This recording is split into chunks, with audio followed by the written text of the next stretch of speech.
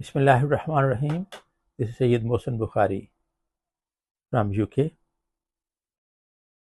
سب سے پہلے اللہ رب العزت اور نبی پاک صلی اللہ علیہ وسلم کا تذکرہ.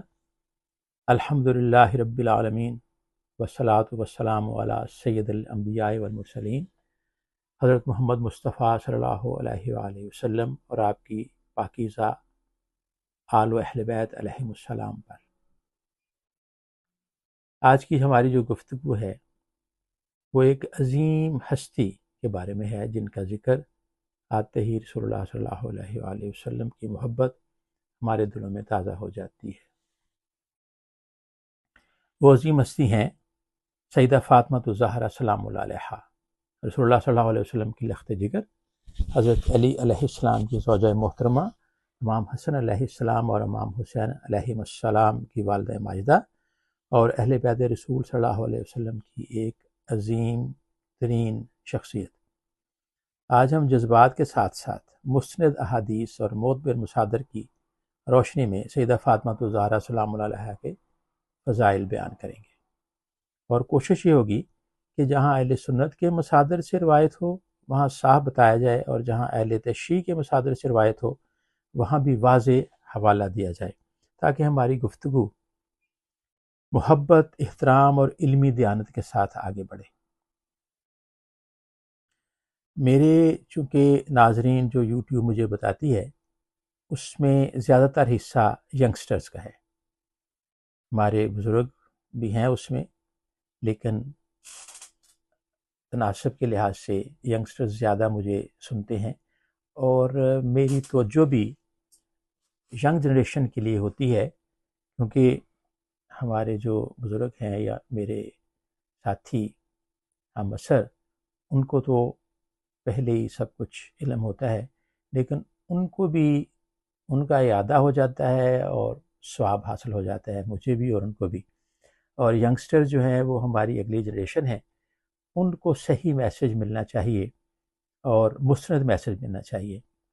تو اس لیے میں ان کے لیے خصوصی میرا خطاب ہوتا ہے، اور اس پر الحمدللہ مجھے جو فیڈ بیک ملتی ہے وہ بھی بڑی خوش کن ہے. تو حضرت بی فاطمہ الزہرا سلام اللہ علیہا کی پہلی فضیلت جو ہے کہ وہ میں صحیح بخاری میں موجود حدیث سے کرنا چاہتا ہوں. رسول اللہ صلی اللہ علیہ وسلم نے فرمایا کہ فاطمہ تو بضعۃ منی یؤذینی ما آذاہا. اس کا ترجمہ یہ ہے کہ فاطمہ میرے جسم کا حصہ ہے.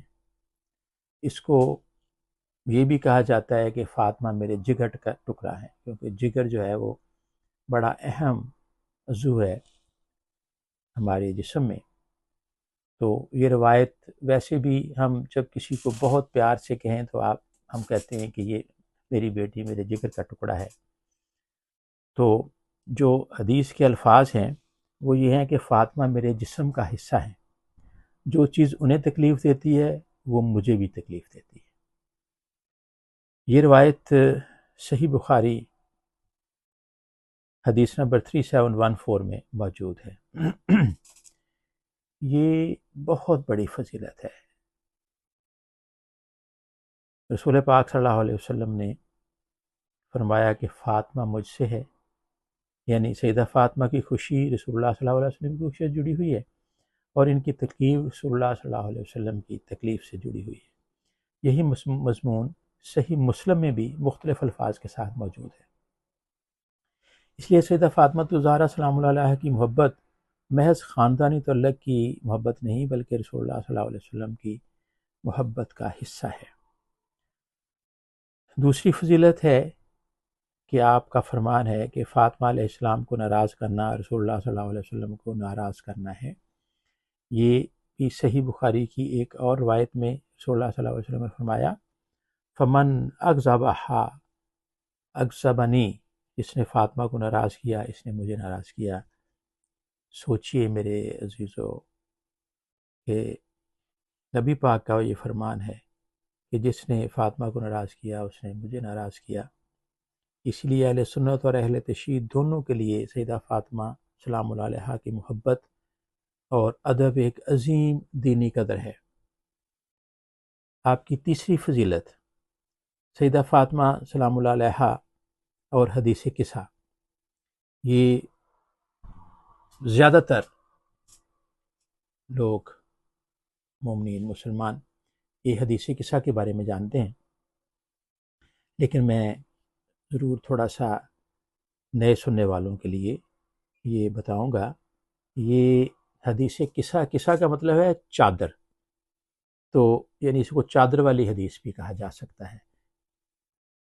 اور یہ واقعہ قرآن پاک کی آیت تطہیر کے ساتھ بہت اہم تعلق رکھتا ہے۔ اللہ تعالیٰ سورۃ احزاب کی آیت نمبر 33 میں فرماتے ہیں انما یرید اللہ لیذھب عنکم الرجس اہل البیت ویطہرکم تطہیرا۔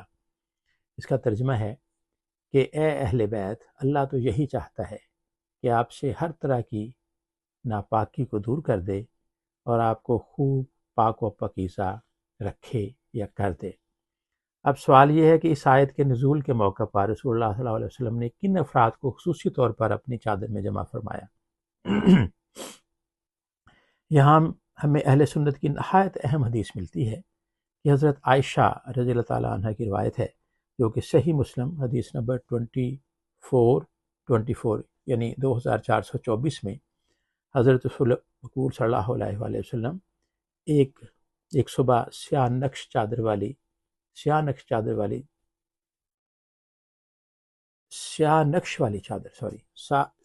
جس پہ سیاہ نقش و نگار بنے ہوئے تھے اڑے ہوئے تشریف لائے۔ سب سے پہلے حضرت حسن علیہ السلام آئے، رسول اللہ صلی اللہ علیہ وسلم نے انہیں اپنی چادر میں داخل فرمایا۔ پھر حضرت حسین علیہ السلام آئے، انہیں بھی چادر میں داخل فرمایا۔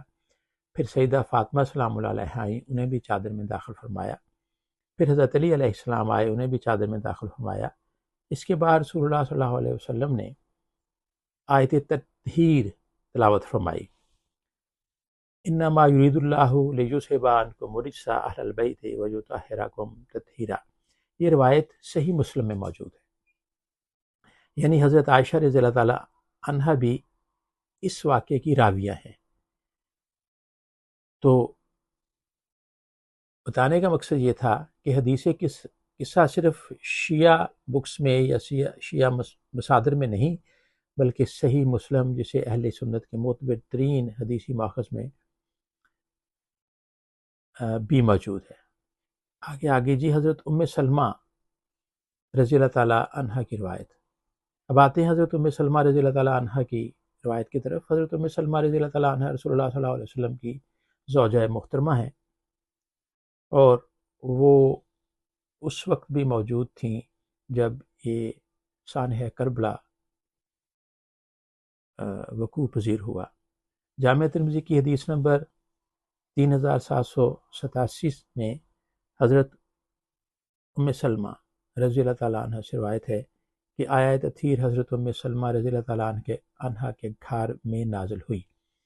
یہ آیت تطہیر جو ہے یا حدیث قصہ جو ہے، یہ مختلف جگہ پہ بھی اس کا نازل ہونا ثابت ہے۔ ایک حضرت بھی فاطمہ الزہرا سلام اللہ علیہ کے گھر، ایک حضرت عائشہ صدیقہ رضی اللہ تعالیٰ عنہ کے گھر، اور ایک حضرت ام سلمہ رضی اللہ تعالیٰ عنہ کے گھر۔ تو رسول اللہ صلی اللہ علیہ وسلم نے حضرت علی علیہ السلام، حضرت فاطمہ سلام اللہ علیہ، امام حسن علیہ السلام اور امام حسین علیہ السلام کو چادر میں جمع فرمایا۔ پھر دعا فرمائی، اللہم ہؤلاء اہل بیتی، اے اللہ یہ ہے میرے اہل بیت۔ اس پہ بڑا غور کرنا چاہیے میرے ینگسٹرز کے لیے خصوصی، کہ اے اللہ یہ ہے میرے اہل بیت۔ پھر دعا فرمائی، فَأَذْهِبْ عَنْهُمْ الرِّجْسَ وَطَهِّرْهُمْ تَطْهِيرًا، بس ان سے رجس کو دور فرما اور انہیں خوب پاک فرما۔ حضرت ام سلمہ رضی اللہ تعالیٰ عنہ عرض کیا یا رسول اللہ صلی اللہ علیہ وسلم، کیا میں بھی ان کے ساتھ ہوں؟ رسول اللہ صلی اللہ علیہ وسلم نے فرمایا، آپ اپنی جگہ پر ہیں اور خیر پر ہیں۔ آپ نے اپنی زوجہ محترم کو خیر پر قرار دیا، لیکن آپ نے انہیں چادر میں آنے کی اجازت نہیں بخشی۔ یہاں ہمیں ایک نہایت اہم بات سمجھ آتی ہے کہ حضرت عائشہ رضی اللہ تعالیٰ عنہ کی روایت بھی موجود ہے، حضرت ام سلمہ رضی اللہ تعالیٰ عنہ کی روایت میں موجود ہے۔ لہٰذا اگر کوئی پوچھے حدیث قصہ کی راوی حضرت عائشہ ہے یا حضرت ام سلمہ، تو جواب ہے دونوں سے روایت موجود ہے۔ تو اس واقعے میں جن 5 ہستیوں کا خصوصی اجتماع نظر آتا ہے وہ ہیں حضرت رسول مقبول صلی اللہ علیہ وآلہ وسلم، حضرت علی علیہ السلام، حضرت فاطمہ الزہرا سلام اللہ علیہا، امام حسن علیہ السلام اور امام حسین علیہ السلام۔ اس لیے اسلامی روایت میں یہ مقدس مجموعہ پینتن پاک کے نام سے معروف ہوا۔ تو اب صحیح مسلم اور جامع ترمذی میں موجود ہے۔ اصل واقعہ حدیثی طور پر مضبوط اور معروف ہے، اس لیے یہ اتنی اہم بات ہے کہ یہ متفق علیہ ہے اہل سنت میں بھی اور اہل تشیع میں۔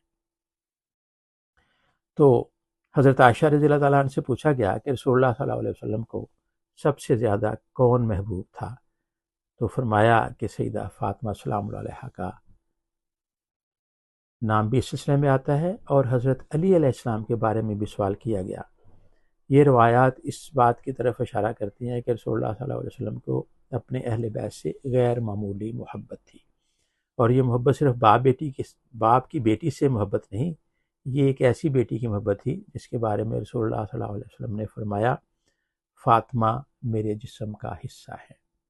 تو انشاءاللہ کل اس کا دوسرا حصہ بیان کیا جائے گا۔ اللہ تعالیٰ ہمیں پینتن پاک کی صحیح محبت اور ان کا صحیح احترام کرنے کی توفیق عطا فرمائے۔ وما علینا الا البلاغ۔